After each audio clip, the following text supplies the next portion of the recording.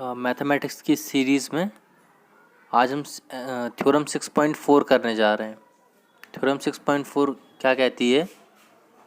In two triangles if side of one triangles are proportional to the side of other triangles then their corresponding angles are equal and hence two triangle are similar। तो हम question में ये मान के चलेंगे कि जो triangles की साइड हैं वो प्रोपोर्शनल हैं, मतलब इन दोनों ट्राइंगल्स की साइड्स। तो हम यहाँ पे पहले ये लिख लेते हैं कि A B upon D E is equal to A C upon D F is equal to B C upon E F. ठीक है, तो ये क्वेश्चन में ही गिवन है हमारा कि दोनों ट्राइंगल्स की साइड प्रोपोर्शनल हैं। क्लियर है? अब हम क्या करेंगे नेक्स्ट, हम यहाँ से कट करेंगे। हम डी पी को ए बी की इक्वल कट कर लेंगे और साथ में ही एंड डी क्यू को ए सी की इक्वल कट कर लेंगे।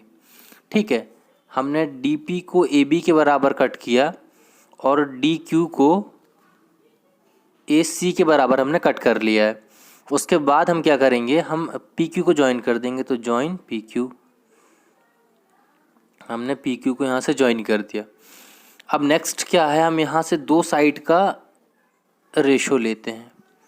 हमने लिया A B upon D E is equal to A C upon D F. अब आपको यहाँ पे ए बी की जगह पे आप क्या रख सकते हैं, डी पी रख सकते हैं, और ए सी की जगह पे आप डी क्यू रख सकते हैं। तो ई वैल्यू रख देते हैं हम। तो हमको मिल गया D P upon D E is equal to D Q upon D F, ये मिल गया। अब जो तरीका हमने लास्ट थ्योरम में लगाया था कि हमने रेसिप्रोकल करके दोनों तरफ वन ऐड किया था, हम वही करेंगे पर इस बार वन सब्ट्रैक्ट करेंगे। तो हमने किया रेसिप्रोकल एंड सब्ट्रैक्ट वन, हम वन को सब्ट्रैक्ट कर देंगे इसमें से। ठीक है, तो जब हम इसको पहले रेसिप्रोकल करेंगे तो ये हो जाएगा D E upon D P minus one is equal to D F upon D Q minus one. आप इसको एलसीएम मेथड से जब सॉल्व करेंगे तो देखेंगे डी ई, तो ये हो गया आपका D E minus D P upon D P, और ये जो है मैं यहाँ लिख देता हूँ बराबर D F minus D Q upon D Q. ठीक है, ये मिल गया यहाँ पे हमको। अब हम क्या करेंगे, देखेंगे डी ई में से डी पी माइनस कर देंगे तो क्या बचेगा, पी ई बचेगा। तो यहाँ पे आपको मिल गया पी ई, जो बचा ऊपर और नीचे तो आपका डी पी था, बराबर यहाँ पे डी एफ में से डी क्यू आपने माइनस किया तो आपको क्यू एफ मिला। तो ये हो गया आपका Q F upon D Q. ठीक है, अबे हमने इसको रेसिप्रोकल किया था तो हम इसको वापस भी ठीक करेंगे रेसिप्रोकल करके। तो ये हो जाएगा आपका D P upon P E is equal to D Q upon Q F. आपको याद होगा एक थ्योरम पढ़ी थी कि ट्राइंगल में अगर साइड्स के रेशो प्रोपोर्शन में है तो जो साइड है वो पैरेलल होंगी। तो इस चीज़ से आपको ये मिल जाएगा कि P Q is parallel to E F. ये कंडीशन आपको इस पॉइंट से मिल गई। अब जब ये पैरेलल हो गई हैं तो भाई ये करस्पॉन्डिंग एंगल इक्वल होंगे, तो जो P है वो C के बराबर होगा और Q जो है वो F के बराबर होगा। तो आप लिख दीजिए angle P equal angle E and angle Q equal angle F। तो यहाँ से आपको मिल गया कि करस्पॉन्डिंग एंगल इक्वल हो गए। तो ये दो एंगल हमारे इक्वल हो गए और आप देखेंगे जो D है वो छोटे ट्राइंगल और बड़े ट्राइंगल दोनों के लिए सेम रहेगा। तो आप इसको ऐसे भी लिख सकते हैं कि angle D is equal to angle D. आप देखेंगे ये छोटा ट्राइंगल है डी पी क्यू, वो सिमिलर हो गया डी ई एफ के। क्लियर है?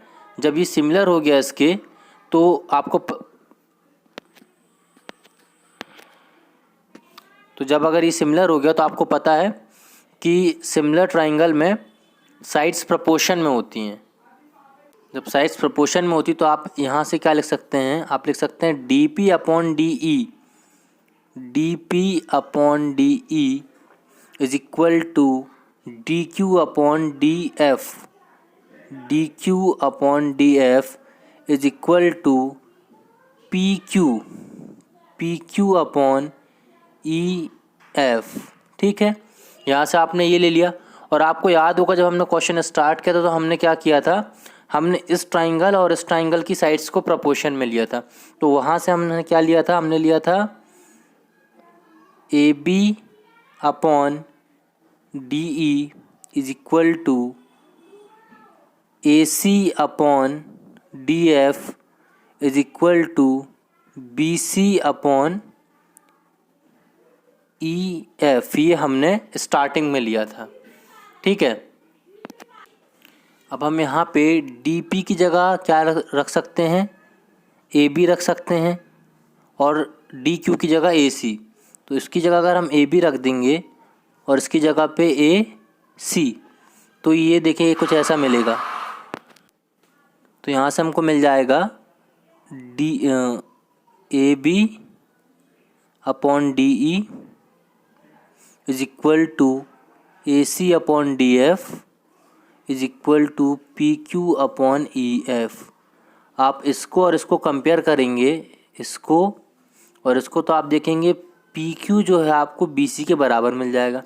तो यहाँ से निकल के आ गया पी क्यू बराबर बी सी।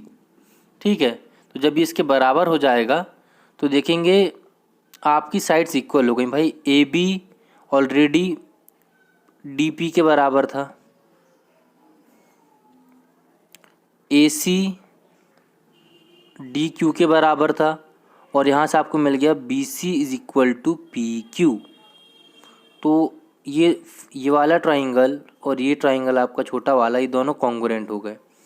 तो आपका triangle A B C congruent to triangle D P Q.